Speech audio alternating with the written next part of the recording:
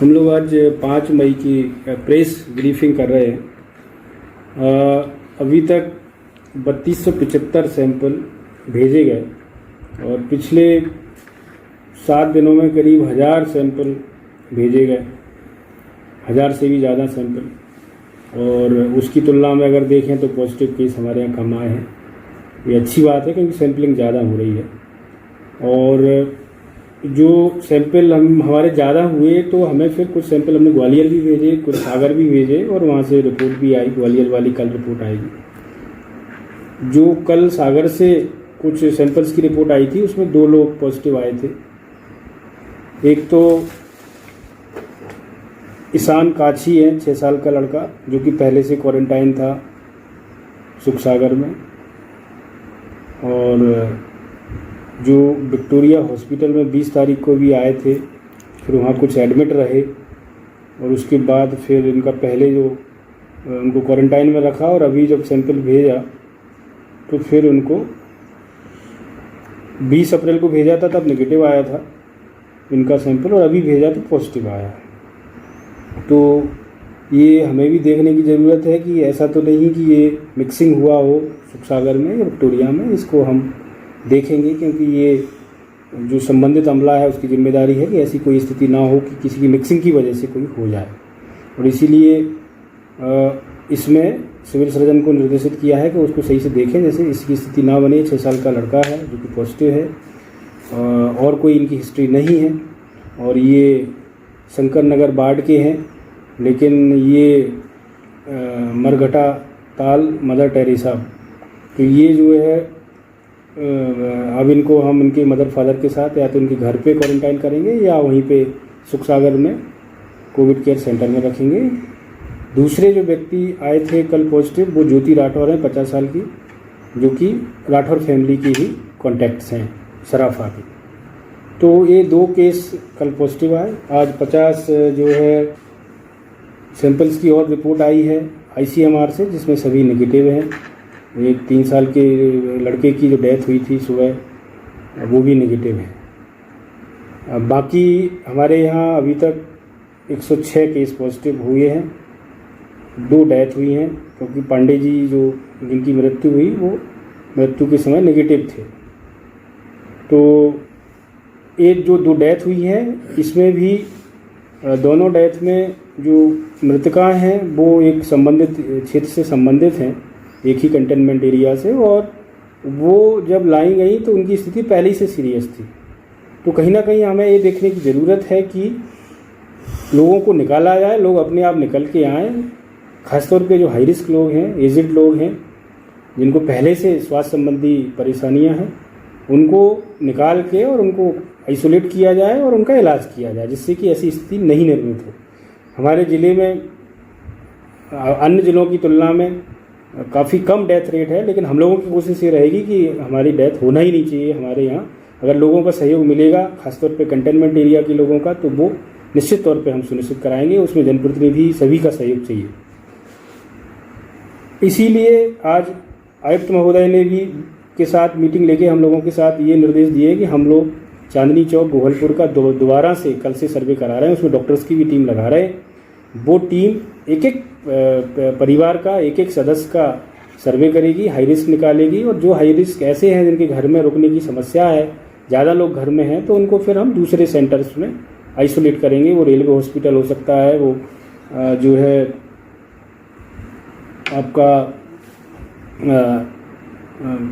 दूसरे जो हमारे छात्रावास हैं वहाँ पे हम उनको, जो हमारे क्वारंटाइन सेंटर बनाए हैं वहाँ पे हम उनको रखेंगे।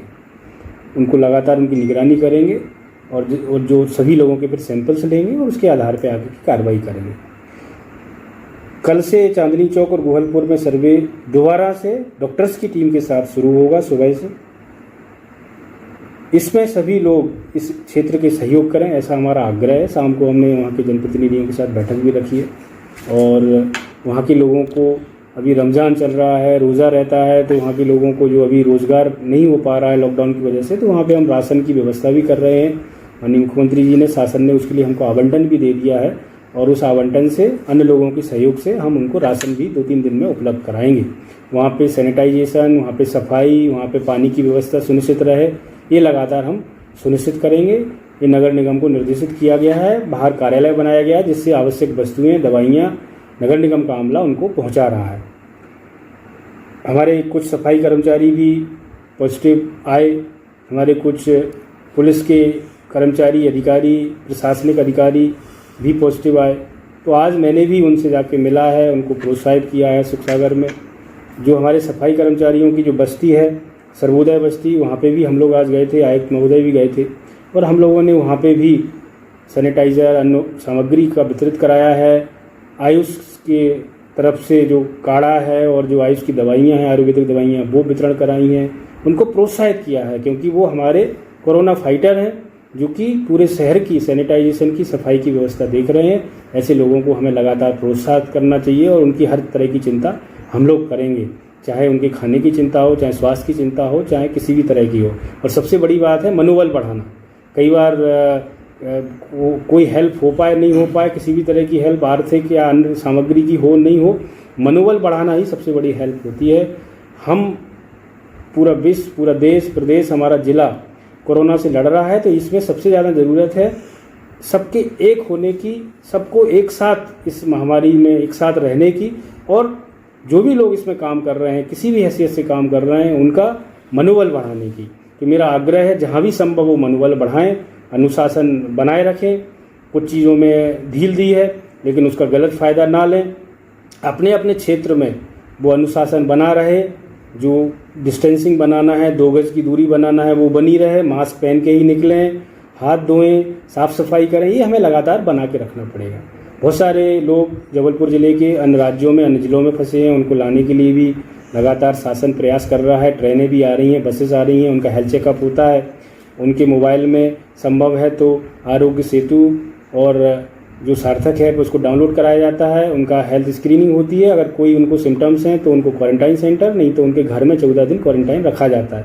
वो व्यवस्थाएं भी लगातार चल रही हैं। हमारी मेडिकल कॉलेज की लैब की इंस्टॉलेशन कंप्लीट हो गया है मशीनों का, और टेस्टिंग चल रही है, और मुझे लगता है परसों से वहाँ भी टेस्ट होने लगेंगे। हमारी अब वैसे भी हमारी सैंपल्स की संख्या बढ़ गई है और उस तुलना में हमारे पॉजिटिव कम आ रहे हैं। हम लोग कंटेन कर रहे हैं, कंटेनमेंट पे विशेष फोकस कर रहे हैं। बाहर के क्षेत्र में, कंटेनमेंट के बाहर के क्षेत्र में जो चीज़ें खुल गई हैं उसमें भी सबको अनुशासन बना के रखना है। चीज़ों को धीरे धीरे खोलना भी पड़ेगा, लेकिन उसमें हमें जिम्मेदारी सबको निभानी पड़ेगी। जिम्मेदारी के साथ हम करें। हमारे ज़िले में ऐसा नहीं है, ग्रामीण क्षेत्रों में बहुत सारी एक्टिविटीज़ खुल गई हैं जिससे कि लोगों की आवश्यकताओं की पूर्ति हो, अर्थव्यवस्था में गति आए।